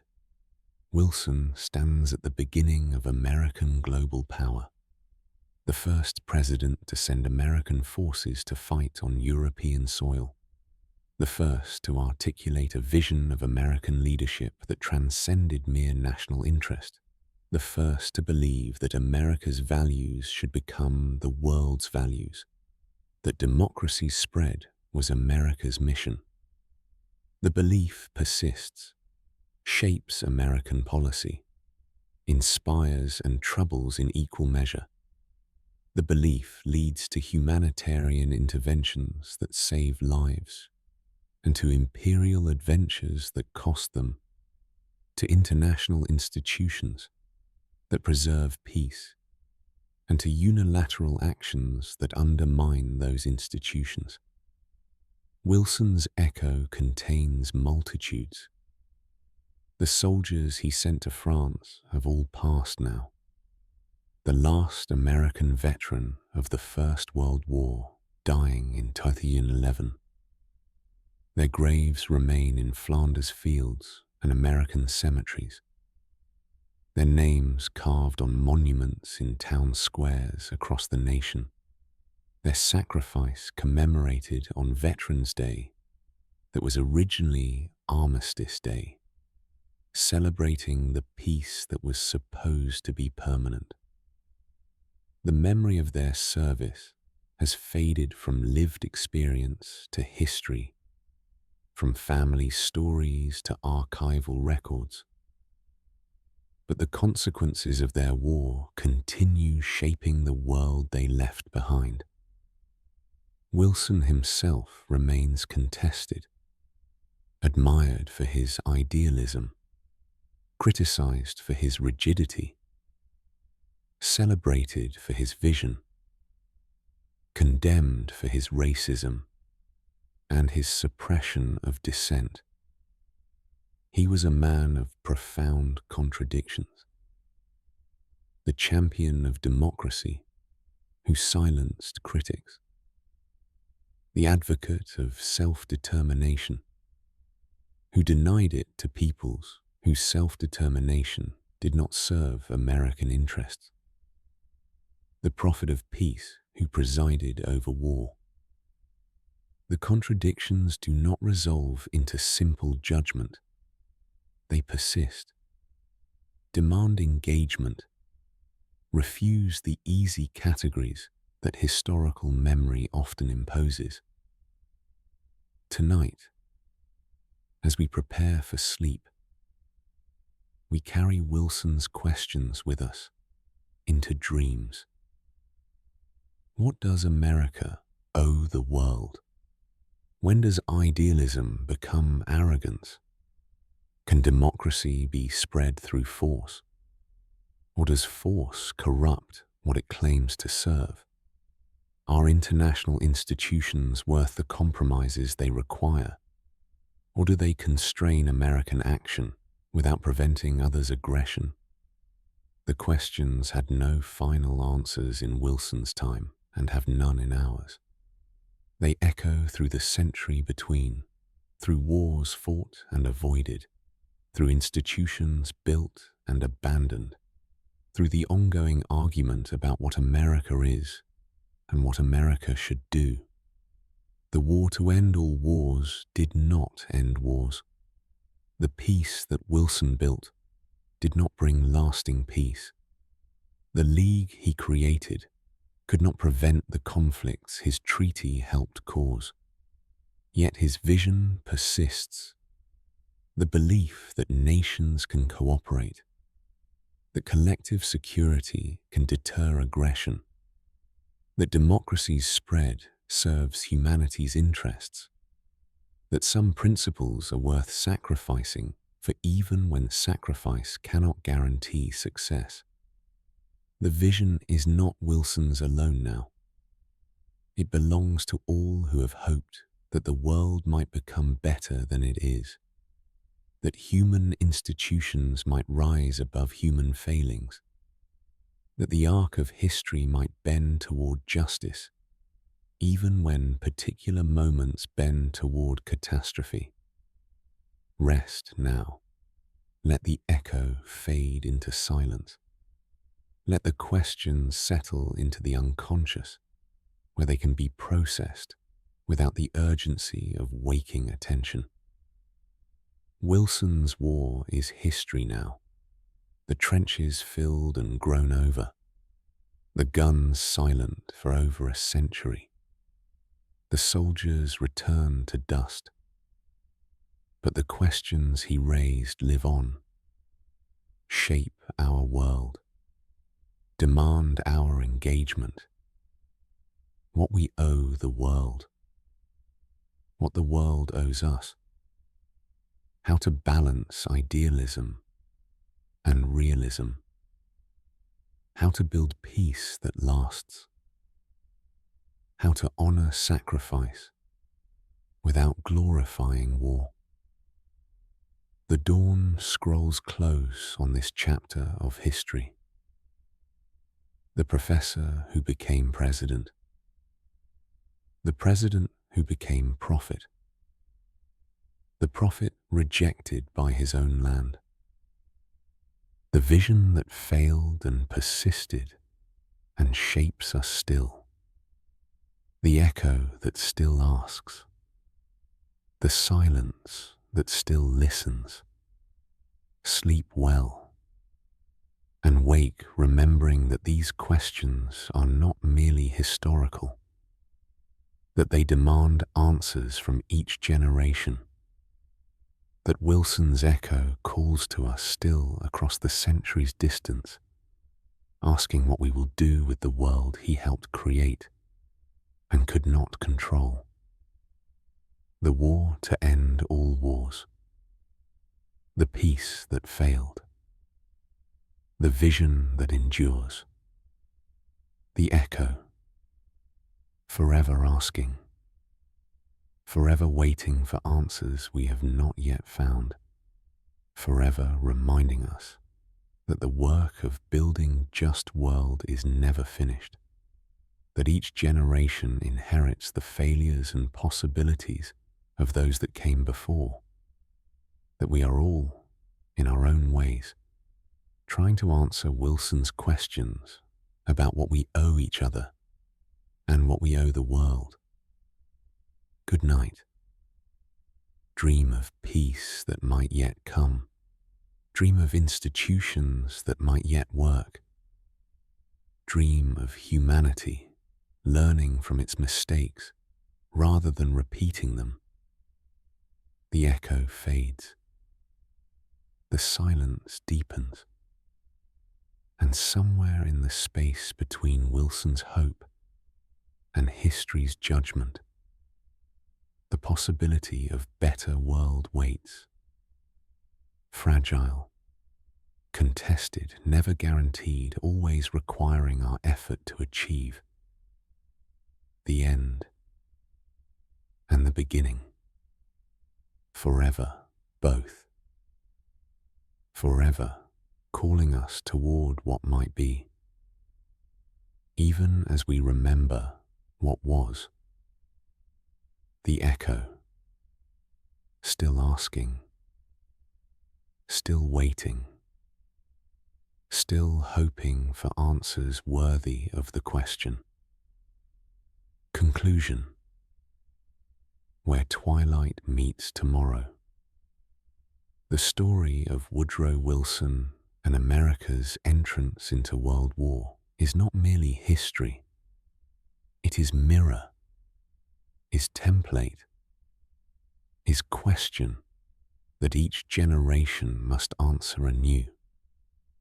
The professor who believed in reason discovered that reason could not hold back the tide of violence. The president who promised peace found himself leading millions into slaughter. The visionary who designed international cooperation watched his own nation reject his creation.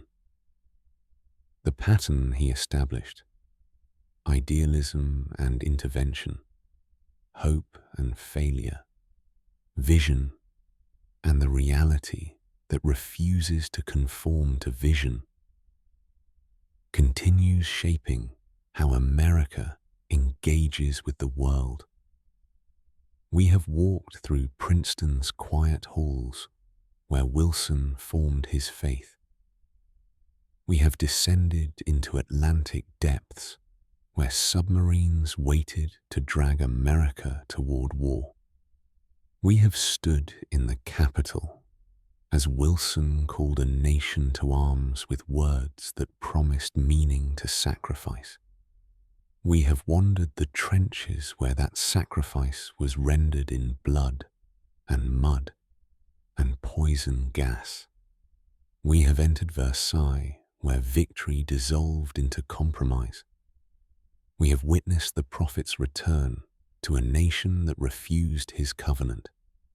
We have contemplated the shadows his failure cast across decades. What remains is not conclusion, but continuation.